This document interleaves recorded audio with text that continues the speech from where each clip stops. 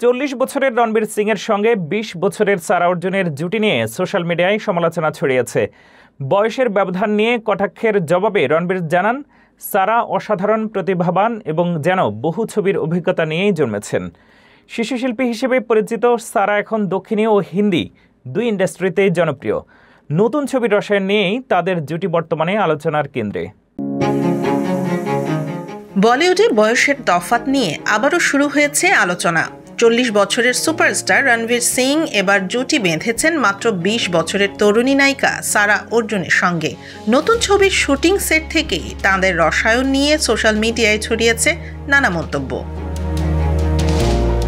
কেউ বলছেন এটা এখন বলিউডের অভ্যাস, হাঁটুর বয়সী নায়িকাদের সঙ্গে নায়কদের জুটি বাঁধানো।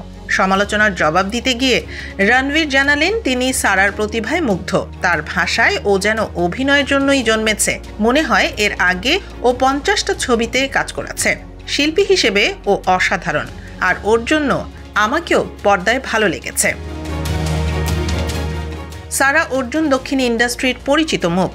শিশুশিল্পী হিসেবে জনপ্রিয়তা পাওয়ার পর তিনি হিন্দি সিনেমাতেও কাজ করেছেন। সিক্রেট সুপারস্টার, থালাইভি, লাভ হোস্টেল সহ বেশ কয়েকটি উল্লেখযোগ্য ছবিতে দেখা গেছে তাকে। জনপ্রিয় অভিনেতা জয় অর্জুনের কন্যা সারা এখন বলিউডের আলোচনার কেন্দ্রবিন্দু।